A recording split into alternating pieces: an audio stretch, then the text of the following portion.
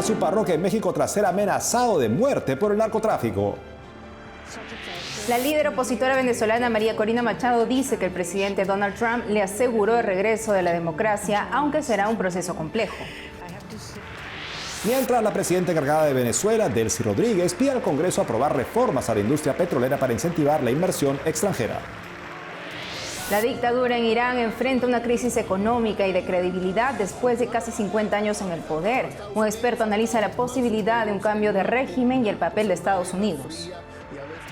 La despenalización de la eutanasia en Ecuador en 2025 abre la puerta a más proyectos de ley a favor de esta práctica en 2026. Una organización jurídica nos explica los riesgos.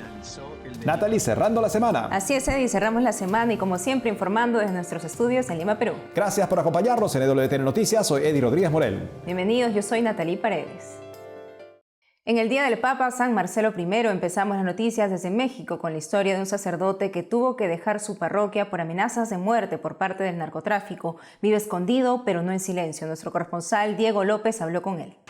Lejos de su comunidad, desde una ubicación desconocida en un hogar temporal, pero con la convicción intacta, así se encuentra hoy el sacerdote de la diócesis de Chilpancingo, Chilapa, en el estado de Guerrero. Padre Filiberto Velázquez habló con EWTN este 13 de enero. Su salida no fue una decisión personal, sino una medida tomada junto con autoridades eclesiales ante un riesgo inminente para su vida. Salí derivado, pues sí, de un riesgo inminente por unas amenazas de una información de alguien de primera mano de que buscaban hacerme pues daño, ¿no? Que ya lo habían intentado sin éxito, pero que ahora seguían buscando cómo. Su ministerio ha estado profundamente ligado al acompañamiento de víctimas de violencia. A través del Centro del Derecho de las Víctimas de Violencia, Minerva Bello, del cual es director, y de la Casa del Peregrino, el padre Fili, como le llaman, ha caminado junto a desplazados forzados, familiares de desaparecidos, migrantes y comunidades marcadas por el miedo. Ese trabajo lo llevó incluso a dialogar con líderes criminales en un proceso impulsado por la Iglesia Católica que permitió una tregua temporal en Chilpancingo, pero ese mismo compromiso lo puso en peligro. Hoy cuenta con protección de autoridades federales dentro del mecanismo de protección para personas defensoras de derechos humanos y periodistas, ya que no es la primera agresión que sufre. En octubre de 2023 fue víctima de un atentado armado en una carretera de Guerrero. En julio de 2024 denunció una persecución por hombres armados, además de amenazas constantes en redes sociales. Mira, yo creo que la paz merece dar la vida. Entonces no me arrepiento. Yo creo que lo volvería a hacer y lo seguiría haciendo. Tal vez hay otras maneras. Yo creo que nunca vas a decir que hay maneras más seguras, porque siempre la paz pues se busca cuando hay un conflicto, ¿no?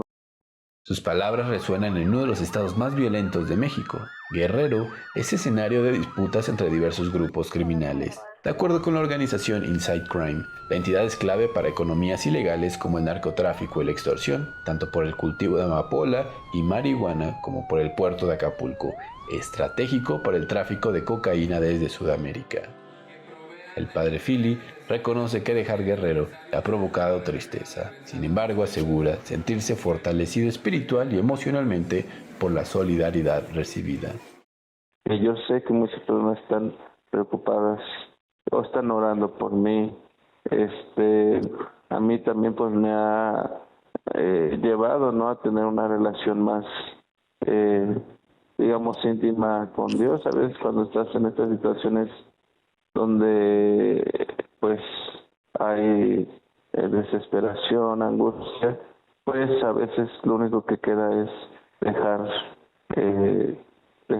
digamos tu vida en manos de Dios. A las comunidades que siguen viviendo bajo la sombra de la violencia les dirige un mensaje de esperanza. Dice que aunque la angustia sea constante, la respuesta comienza con una oración sencilla pero perseverante. Aunque por ahora no puede celebrar misa públicamente, su labor continúa. porque como él dice, el lugar al que vaya, siempre habrá una persona que necesite ser acompañada y necesite del consuelo que solamente Dios da.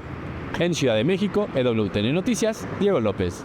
Por otro lado, en Washington, la dirigente opositora venezolana María Corina Machado dio una rueda de prensa esta tarde, un día después de su reunión con el presidente de los Estados Unidos, Donald Trump. Escuchemos.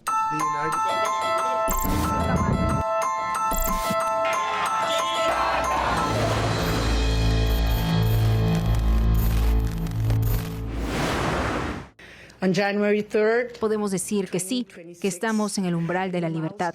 El 3 de enero de 2026 se alcanzó un nuevo hito y ahora estamos definitivamente en los primeros pasos de una verdadera transición hacia la democracia, que no solo tendrá un impacto inmenso en la vida de todos los venezolanos, tanto los que se quedaron en nuestro país como los que se vieron obligados a huir por todo el mundo, sino que también tendrá un impacto inmenso en la región, en nuestro hemisferio, y diría que incluso en todo el mundo. Durante su encuentro con el presidente Donald Trump este jueves, María Corina Machado le regaló al presidente su medalla del Premio Nobel de la Paz. Veamos el momento. Con rostro sonriente, el presidente Donald Trump recibe de María Corina Machado este cuadro que contiene la medalla del Premio Nobel de la Paz. Se trata de un símbolo personal de gratitud en nombre del pueblo venezolano, firma la lideresa. Arriba un texto que dice: en agradecimiento por su extraordinario liderazgo en la promoción de la paz a través de la fuerza, el avance de la diplomacia y la defensa de la libertad y la prosperidad.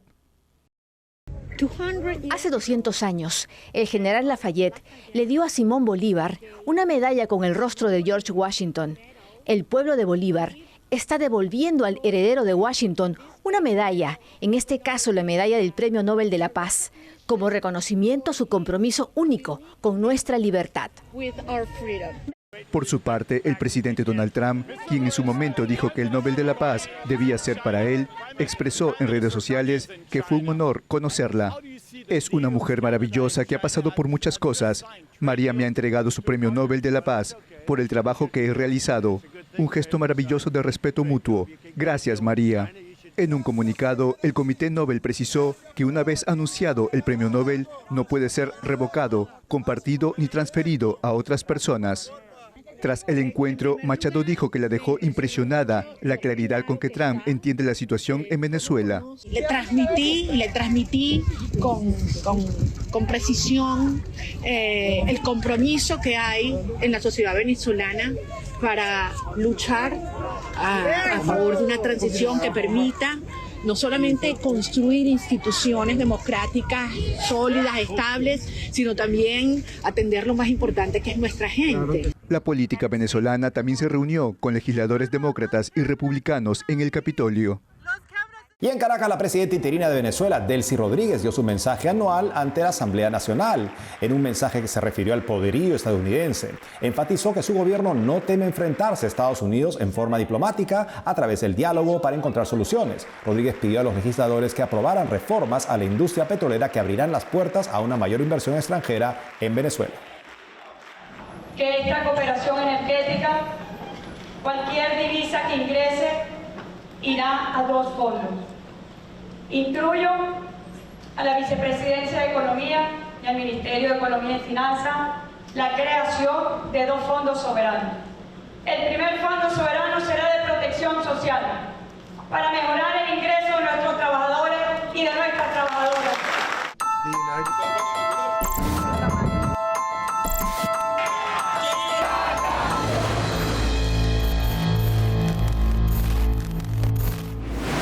Llevamos la atención a Gaza, donde iniciará la segunda fase del plan de cese del fuego en busca de la estabilidad a 3 meses del fin del conflicto. Estados Unidos, el principal garante del acuerdo, informó que esta etapa contempla la desmilitarización de Gaza, la instalación de una administración civil tecnocrática y el inicio de la reconstrucción. El plan también prevé la creación de una fuerza internacional militar para apoyar a un destacamento policial palestino y facilitar una retirada gradual de las tropas israelíes. Además, una comisión palestina para administrar Gaza hasta que un nuevo gobierno autónomo pueda asumir el control. Washington advirtió que espera el cumplimiento de Hamás para que entregue las armas. El alto el fuego se ha mantenido en gran medida, aunque ambas partes se acusan mutuamente de seguir violando el acuerdo. El fuego israelí ha matado a más de 400 palestinos luego de firmado el pacto de entendimiento en 2025, según funcionarios sanitarios de Gaza. La situación en Irán parece haberse calmado tras la brutal represión del régimen contra los manifestantes que se manifestaron en muchas ciudades. ¿Por qué han llegado las cosas a este punto? Para saber más al respecto estamos con Alberto Fernández. Él es un analista geopolítico y nos habla desde Washington. Alberto, bienvenido al programa. Muchas gracias. Cuéntenos pues, Alberto, ¿cómo llegaron las cosas a este punto de esta manifestación? Y también, por favor, compárela con manifestaciones en otros momentos en los últimos años para ver si en efecto ha sido la más multitudinaria tal vez. Bueno, sin duda, hemos visto en los últimos años varias manifestaciones en Irán, y la represión también no es nada nuevo. Inclusive hace 2 o 3 años hubo grande manifestación hablando de los derechos de la mujer, represión masiva. Lo que ocurre esta vez es que la realidad política económica en Irán hoy en día es mucho peor que antes. La tasa de inflación, la crisis, la precariedad que existe en el pueblo iraní es mucho más grande que en años pasados. Entonces lo que empezó a finales de diciembre fue una serie de protestas contra el costo de la vida que empezó a cambiarse en otra cosa, que es un frente mucho más amplio atacando el régimen. O sea, ¿por qué existe este régimen? Este régimen tiene la culpa de todo. Es un régimen que ha estado en poder casi 50 años. Y entonces lo que empezó sobre quejas económicas, uno podría decir, se volvió en algo netamente político. Háblenos del tipo de régimen que gobierna Irán. ¿Quién de hecho es el que decide por el gobierno, en nombre del gobierno? Bueno, Irán, claro, es un caso muy especial, caso único. Es un régimen religioso. O sea, es claro un régimen islamista, pero no solamente eso. Hay muchos países donde hay musulmanes en el poder e inclusive pueden ser que son conservadores. No, el sistema que se inicia después de la revolución iraní del 79 es un régimen en donde el poder está en las manos de los curas, uno podría decir, de los sacerdotes, o sea, los curas islámicos, los mullahs. Y entonces es un régimen en donde todo lo que hace el régimen está justificado por un discurso básicamente religioso. Y eso es parte de la furia del pueblo.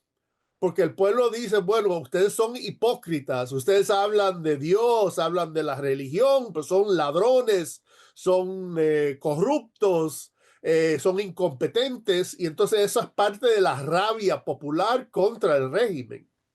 Entiendo. Bueno, ¿qué podemos esperar también de la retórica de Estados Unidos con respecto a tomar acciones en Irán? ¿Prevé usted que se tome algún tipo de acción más contundente de parte de Estados Unidos? Bueno, claro, nadie sabe, y el presidente Trump es quizás un maestro en dar varias explicaciones que nadie sabe exactamente lo que quiere hacer realmente. Y claro, Estados Unidos ha estado más o menos en una pugna, o sea, una guerra fría y a veces no tan fría contra Irán por esos casi 50 años. O sea, hemos visto ataques, contraataques, diferentes tipos de acciones muchas veces durante esos casi 50 años. El año pasado, el presidente Trump bombardeó las facilidades nucleares de Irán en junio del año pasado. Entonces, no es claro.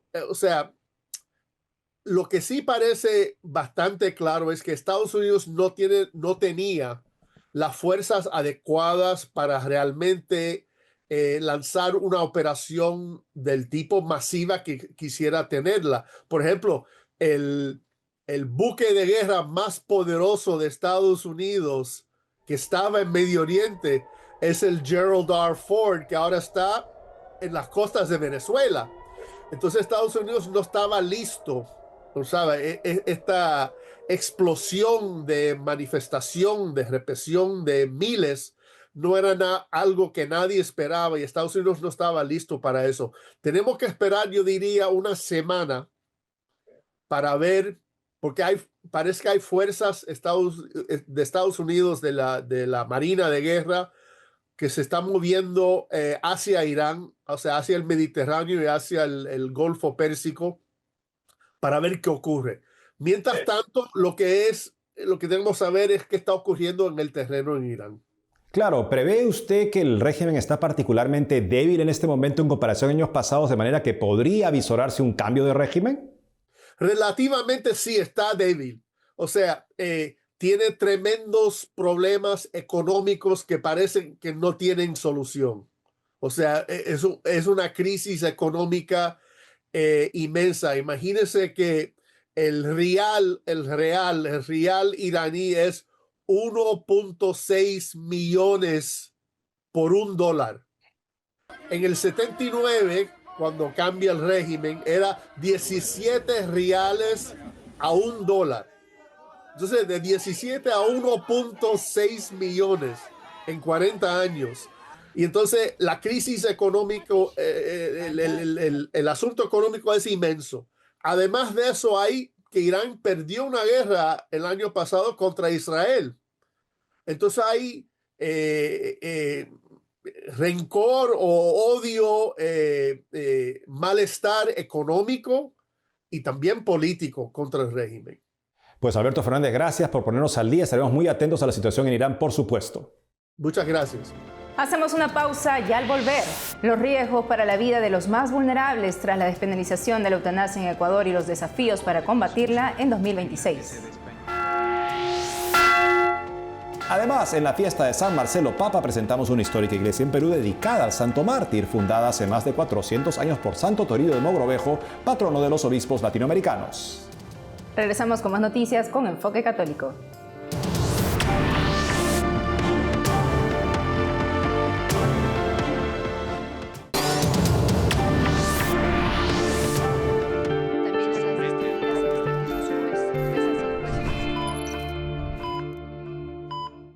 En Ecuador, sobre la eutanasia, muerte asistida o derecho a morir, hay varios proyectos de ley tramitándose en el Congreso por orden de la Corte Constitucional para saber los retos que enfrenta el país para detener el avance de esta práctica en el 2026. Estamos conectados con el abogado Víctor Valle, vicepresidente de la Fundación Dignidad y Derecho. Doctor Valle, bienvenido a EWTN Noticias. Buenos días, Natalia, y a toda la audiencia. Muchas gracias por el espacio. Doctor Valle, ¿cuál es su balance sobre la eutanasia en Ecuador en 2025? Bueno, en primer lugar, mencionar que la eutanasia en el Ecuador tiene como antecedente la sentencia 6723-IN de 2024 de la Corte Constitucional, en la que se despenalizó el delito de homicidio. Esto es importante saber porque ya en el 2025 lo que tuvimos fue la presentación de los proyectos de ley y el aboco de conocimiento de la Asamblea Nacional, en este sentido de la Comisión de Salud, sobre los proyectos de ley para regular la despenalización que la Corte Constitucional hizo sobre el delito de homicidio en los casos de eutanasia. Esto me permite hacer el balance. ¿Por qué? Porque existen proyectos de ley presentados que hablan más bien de que existe un supuesto derecho a la muerte digna, un supuesto derecho a la eutanasia en sí, e incluso promoviendo el suicidio asistido, que está en palabras textuales en el proyecto de ley que ha presentado, por ejemplo, la Defensoría del Pueblo. Entonces, ahora más bien el balance y el reto y lo que está haciendo la Comisión de la Salud es recibir a expertos para recibir estos aportes, estas críticas a los proyectos de ley, porque se están apartando de lo que ha dicho la Corte en su sentencia, ¿no? Que es que la eutanasia no es un derecho. La Corte expresamente estableció que se despenalizaba el delito de homicidio en unas circunstancias particulares. Eso dista mucho de lo que varios proyectos de ley que se presentaron promueven actualmente y están proponiendo actualmente, y es declarar a la eutanasia como un derecho, ¿no? Doctor Valle, ¿y cuál es su opinión sobre este proyecto de ley presentado por la Defensoría del Pueblo de Ecuador sobre la eutanasia? Bueno, y en primer lugar aclarando que no es un tema de si estamos a favor o no de la eutanasia en la discusión técnica de la Asamblea, sino más bien de que el proyecto de ley se aparta del espíritu de la sentencia, ¿no? Existe el proyecto de ley de la Defensoría del Pueblo que concibe a la eutanasia, como ya he dicho, como muerte digna, no toma en cuenta el derecho a la objeción de conciencia de los médicos, que sí lo reconoció la Corte Constitucional, y además extiende el alcance de la sentencia, incluso despenalizando de facto el suicidio asistido. Esto no es una crítica que hace solamente Dignidad y Derecho, también algunos expertos, incluso de las propias instituciones públicas, ya han comparecido en la Comisión de Salud de la Asamblea Nacional alertando sobre estas inconsistencias del proyecto de ley. Entonces sí ha recibido muchísima crítica, no por estar a favor o en contra de la eutanasia, sino porque se está fragilitando aún más el sistema de salud pública, ¿no? Sabemos nosotros que tenemos una ley de cuidados paliativos con muy poca cobertura. El Ecuador tiene ya aprobada esta ley, pero sin embargo los pacientes en menos del 10% pueden acceder a cuidados paliativos. Entonces estamos hablando de una red de salud pública en que el debate de eutanasia puede resultar incompleto e incluso riesgoso para los grupos más vulnerables. En ese sentido, sí existen, por ejemplo, alternativas y proyectos de ley como el del asambleísta Camilo Salinas, que es el único médico que ha propuesto un proyecto de ley para regular este tema, que más bien sí regula y cumple lo dicho por la Corte Constitucional. Doctor Valle, ¿y cuáles son los otros proyectos de ley en la Asamblea Nacional y qué es lo que proponen?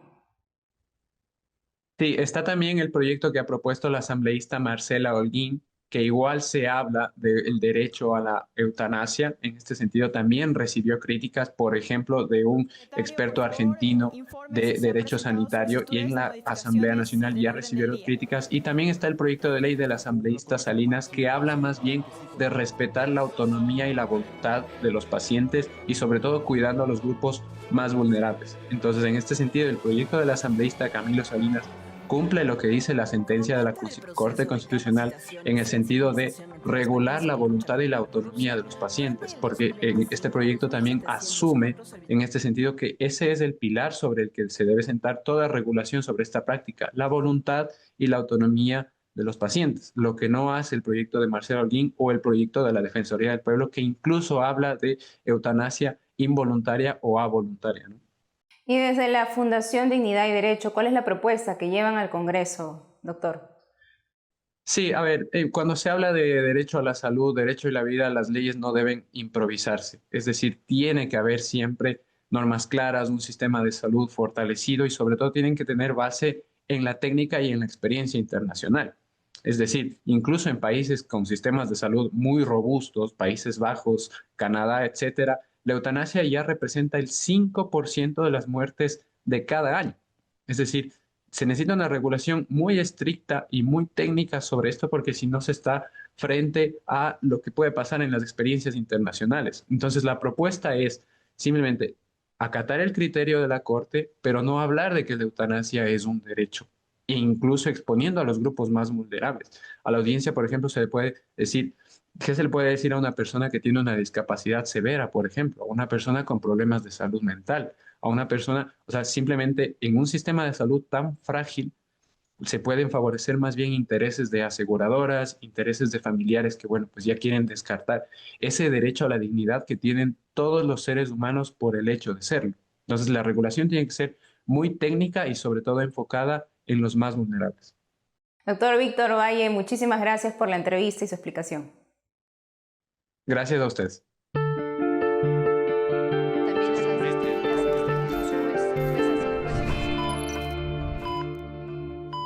Este viernes 16 de enero la iglesia celebra al Papa San Marcelo, que murió mártir en la época de las persecuciones de los primeros siglos. En Lima hay una iglesia dedicada a él, relacionada con la primera comunidad de la Orden de San Agustín que llegó al Perú. Nuestro corresponsal Abel Camasca tiene los detalles.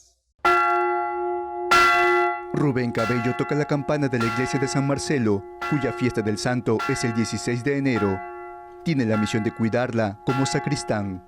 Y también custodiar un poco lo que es las obras artísticas de la parroquia. Los orígenes de la parroquia de San Marcelo en Lima se remontan a la llegada de 12 frailes de la Orden de San Agustín al Perú en 1551. Se asentaron en este lugar. Más adelante iniciaron la construcción de su claustro y un templo. En este terreno se funda la provincia agustiniana de Nuestra Señora de Gracia, que es la provincia agustina que se encuentra en el Perú. Años después, los agustinos se trasladaron a otro terreno más cercano al centro de la ciudad. La Universidad Nacional Mayor de San Marcos, decana del continente americano, usó temporalmente las instalaciones. En la sacristía de esta parroquia se realiza la elección del titular de la universidad. En una ánfora depositan los nombres de los 4 evangelistas y escogen a San Marcos. Entonces, desde este lugar es que la Universidad de San Marcos recibe el nombre Real Universidad de San Marcos.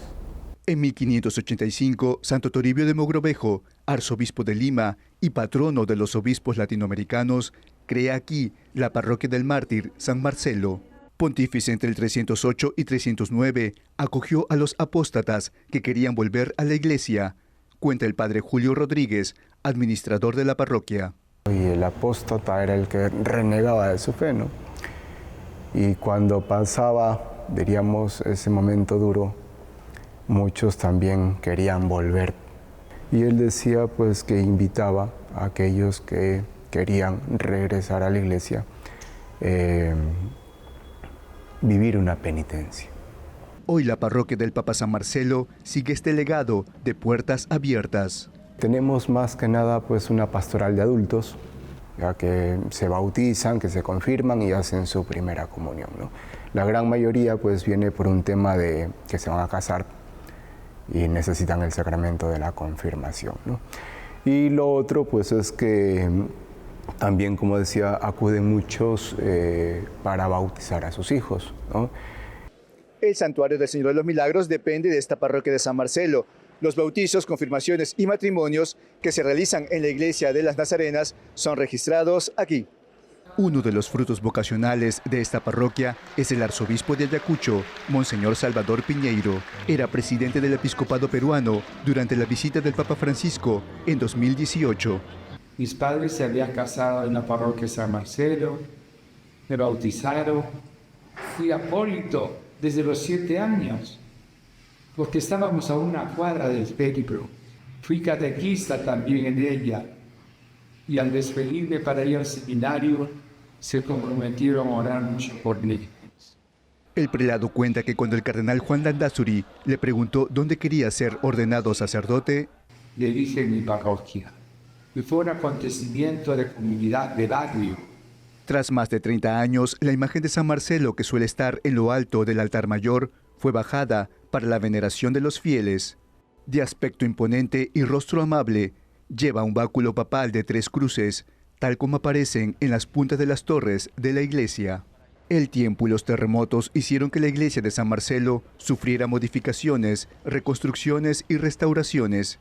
En el interior conserva retablos antiguos, donde la Virgen de los Remedios espera con los brazos abiertos. En Lima, Abel Camasca, EWTN Noticias. Amigos, esto ha sido todo por hoy. Gracias por habernos acompañado esta semana. Saben que pueden seguirnos en las redes sociales, también de lunes a viernes a las 12 del mediodía, hora de Miami, en Radio Católica Mundial y su programa Más que Noticias con un servidor. Hasta entonces.